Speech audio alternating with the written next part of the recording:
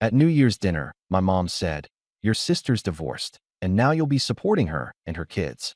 Simple as that, son." My dad nodded and said, "If you disagree, the door's right there." I said, "Perfect. I'm gone, and you can start paying your own mortgage." Simple as that. My name is Sawyer. I'm 32. I work underground and come home wearing the mind the way some people wear cologne. Youngest of two. Son who lifts, fixes, and doesn't complain. The one who learned to count by tallying overtime on the back of crumpled pay stubs. The one who moved back to town when dad hurt his back and mom needed a reliable set of hands. I can carry a 100-pound spool across wet rock without thinking. I can also cut apples small enough that my niece with the missing front tooth won't choke, and replace a garbage disposal at midnight because my sister forgot to turn the breaker off and fried it again. I'm the kind of person people call when their car makes a noise and their house makes a smell. In my family, that made me a tool, not a person. We don't have fancy holidays. We have folding tables and a plastic tub of mismatched forks. We have turkey when it's on sale and ham when Frank at the deli owes dad a favor. But New Year's, mom insists on candles, paper crowns, and the good plates that were her wedding gift from Aunt Trudy in 1989. She polishes them with the same towel she uses for the dog's paws and says, "Presentation matters." I showed up in my work jacket because the heat in my truck's iffy. Boots by the door. Mom fussed. "You're tracking in half the county," she said, like the dust was a moral failing. Dad turned the TV down, kept the game on mute. My sister, Ivy, sat at the end of the table with her two kids, one drawing on a napkin, the other chewing pretzels like they were currency. "Hey, buddy," Ivy said to me without looking up. "Do you have Zelle?" "Hi to you, too," I said, and went to wash my hands. Smell of cabbage rolls, cheap champagne sweating in a plastic bucket, one good knife, and four dull ones. I carved. Mom hovered. "Thinner," she said.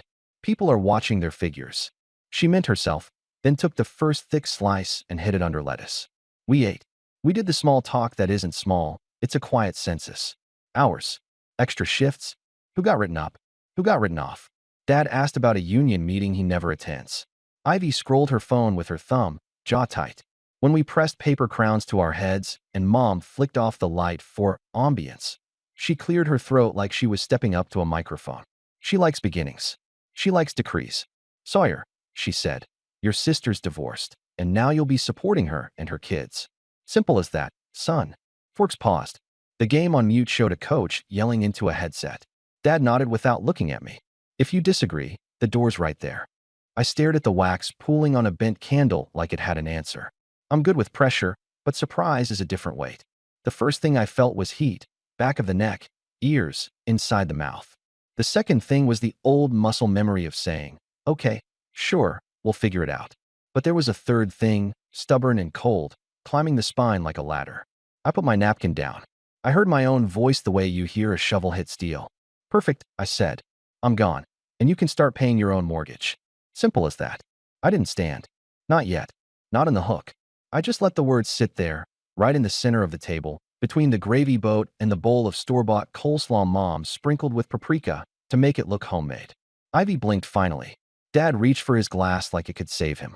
Mom smiled, slow and dangerous, the smile she uses before she pulls a record from when I was 16 to prove I'm still a child.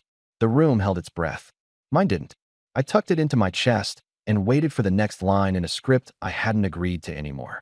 I became the reliable one, because I learned early that the reliable one gets the least trouble and the most tasks. Growing up, Dad said, "A man provides." He never clarified who for. He meant for the house to feel calm. He meant for Mom to have less to do. He meant for Ivy to keep her smile. He meant for himself to watch TV without interruption. We weren't broke, but we were always one thing away. Alternator, roof leak, braces. Then the plant shut down when I was 16 and Dad went self-employed, which meant he wore work boots to the bar and told anyone who'd listen he was waiting on a call.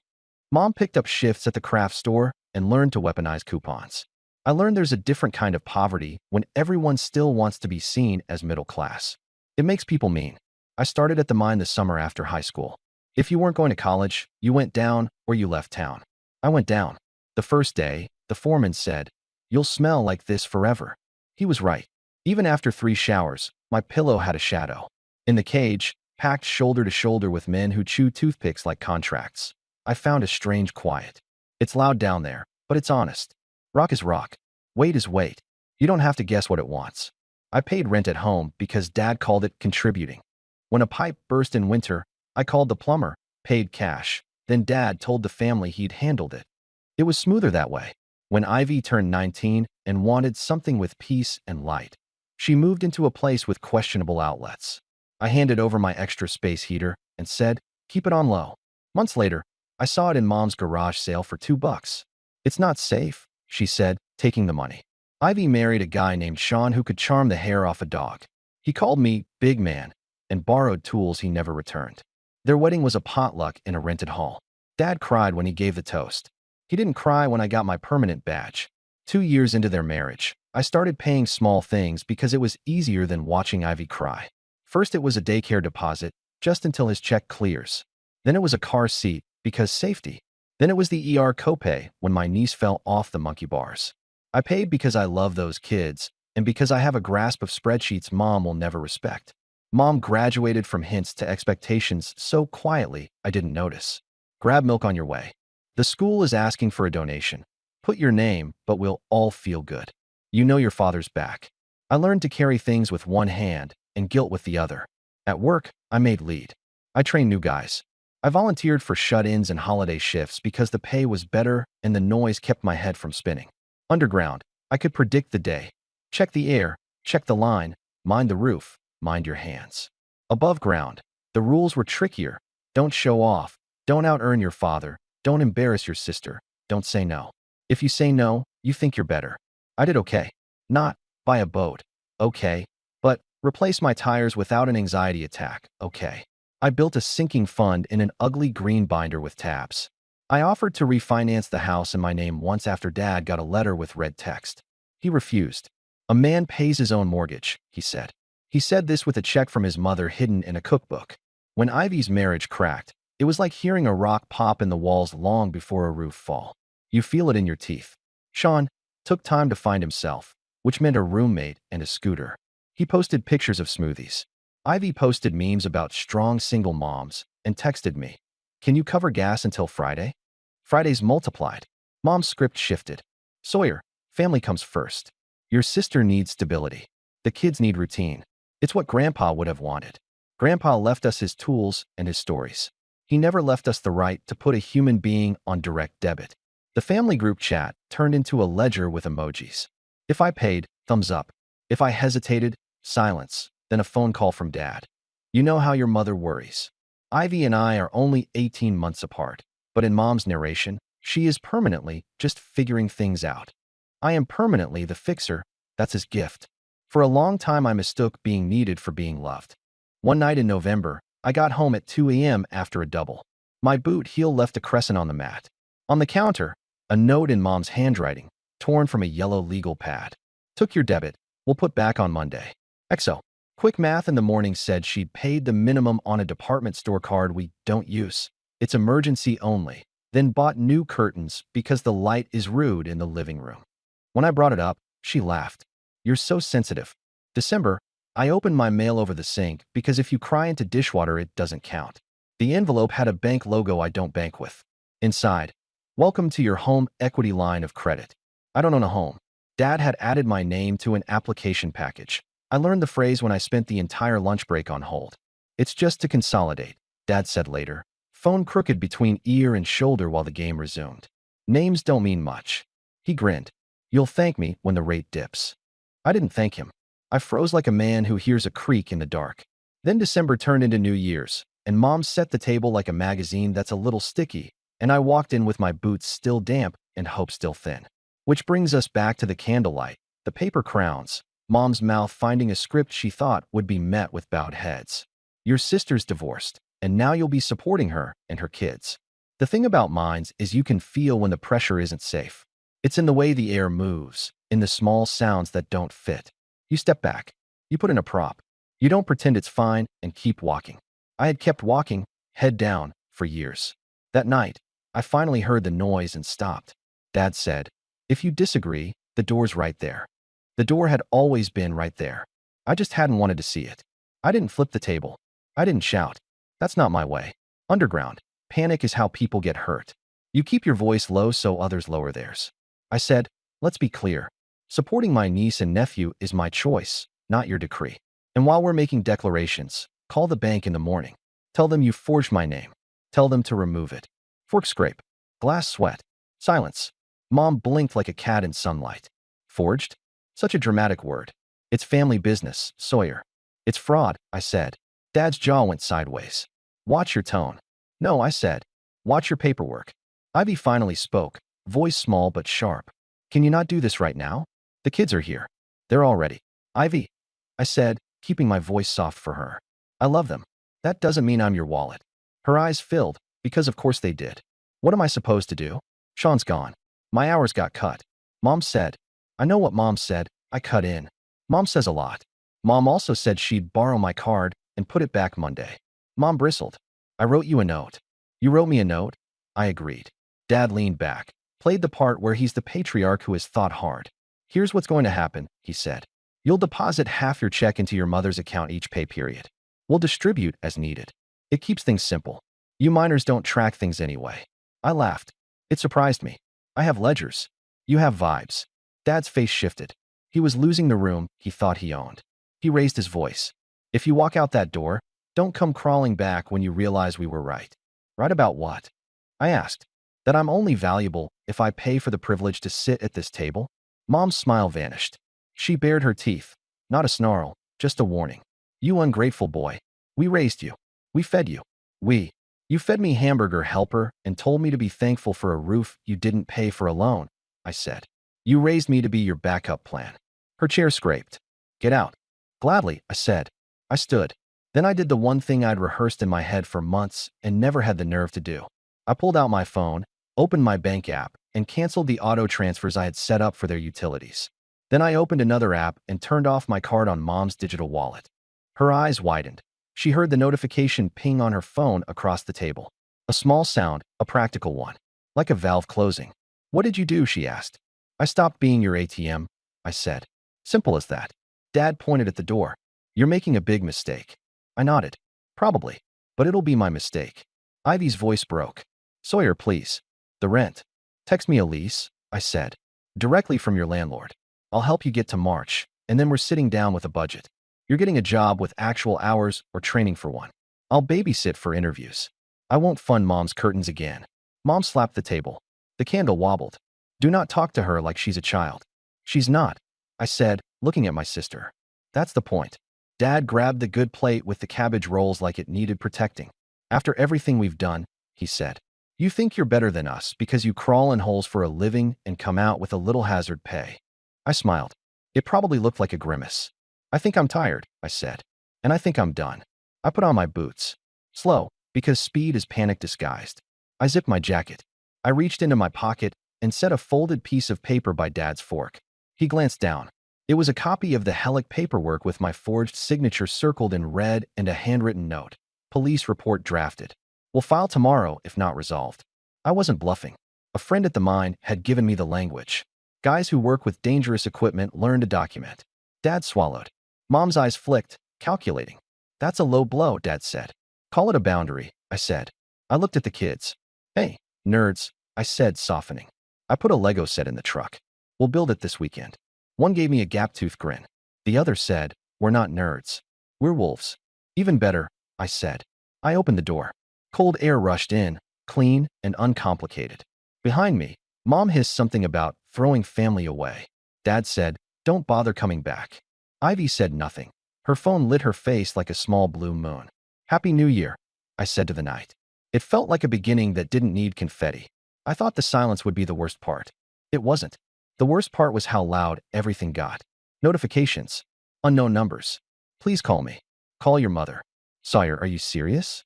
Then the long messages typed by someone who edits while they write.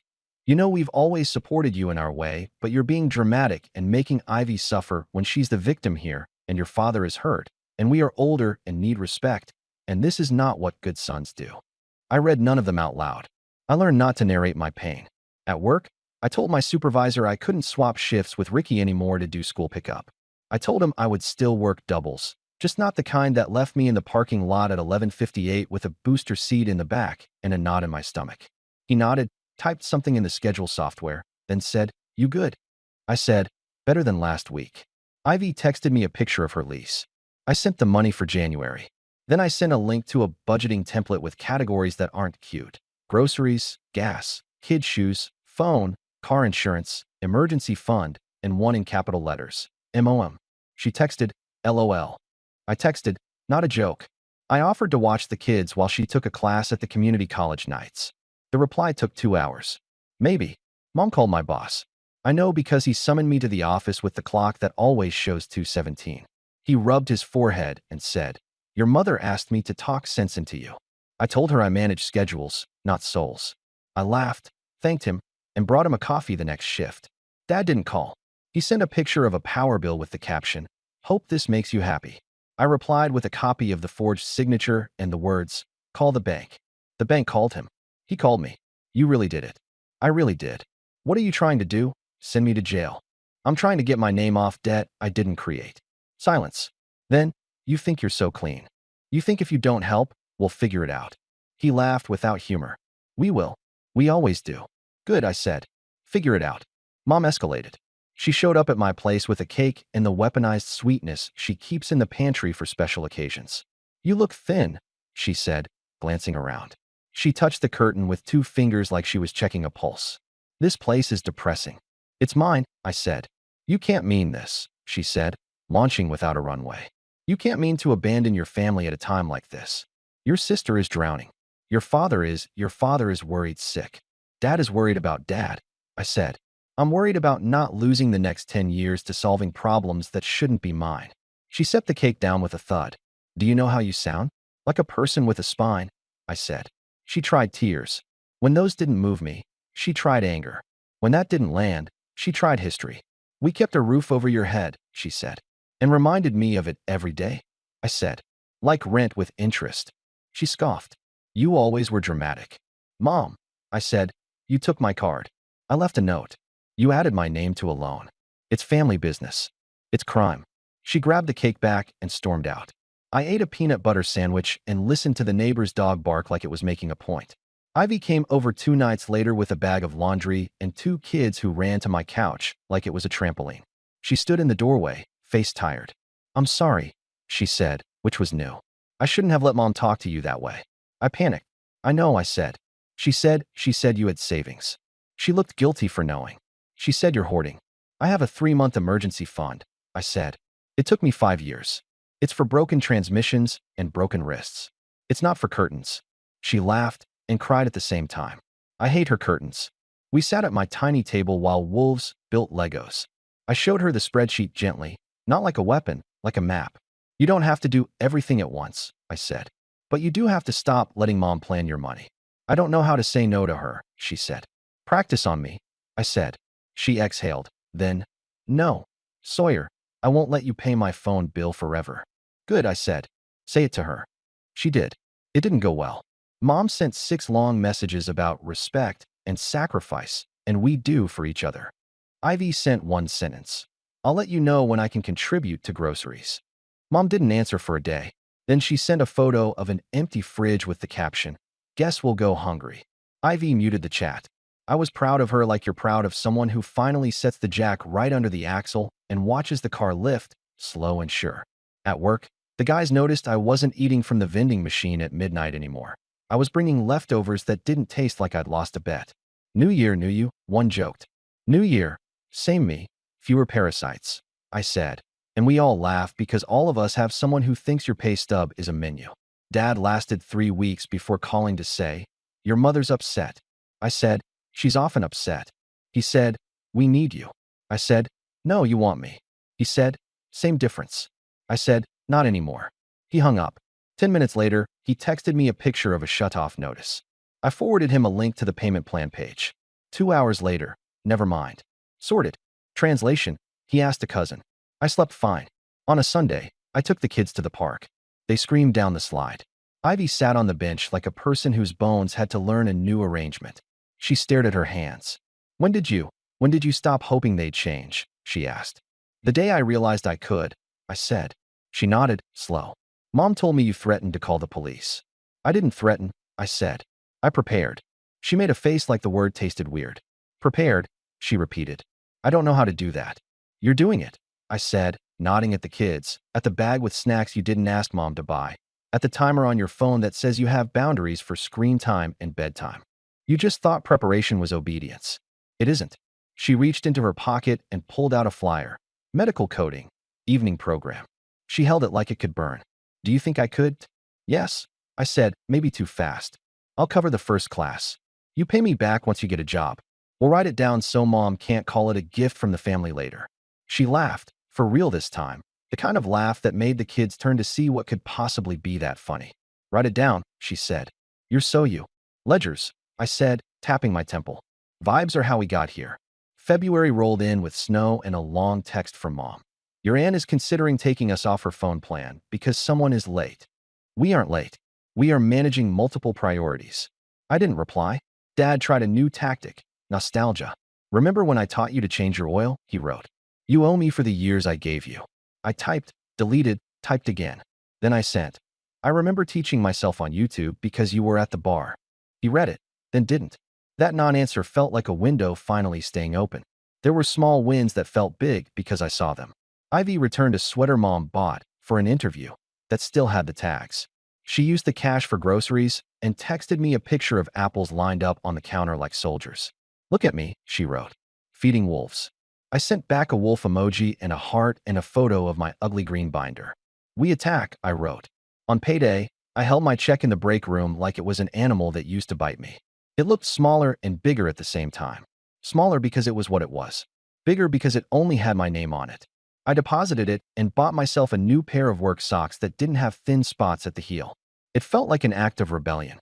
It felt like a normal thing humans do that I had labeled selfish for too long because my mother loved to assign sin to comfort. By March, the bank had finally removed my name from the helic after Dad clarified the misunderstanding. It took 3 calls, 1 letter, and a recorded line where I read a script that used the word misrepresentation 3 times. Dad didn't look at me for a week. That was fine. He'd spent years looking through me. At Easter, Mom texted a photo of a table without my plate. We kept it simple, she wrote. No drama. I ate ham sandwiches on my steps and thought about how quiet can be loud when nobody's telling you what you owe. I didn't get a grand healing. I got a Tuesday, alarm, thermos, mine, sky scrubbed clean. On my porch, a scrappy plant from Ivy. For your window. Light. We're figuring it out. Here's the point. I'm not a bank or plan B. I can love them and still say no. Mom still texts. I answer only real questions. Do you love us? Yes. Enough not to let you use me. Dad pays his own mortgage now. Grumpy, learning Excel. Good. Ivy passed her first module, 92%. We celebrated with a cheap movie and sleeping kids. I let the mess wait. My mess, my rules. What changed? Not the me. Boundaries made my hands stop shaking. I keep the forged signature copy in my green binder as a fossil. Next to it, future. Trip, days off without guilt, bigger emergency fund, cash only Christmas. A Sunday in April, the plant grew a new leaf. We ate spaghetti, laughed at a noodle on the ceiling, washed our own dishes. No photos. No permission. Closure. You can stop paying for a seat at a table where you're the menu. You can walk through the door and keep walking. My name is Sawyer. I go down, I come up, and I keep my peace. Not easy. Simple. Simple as that.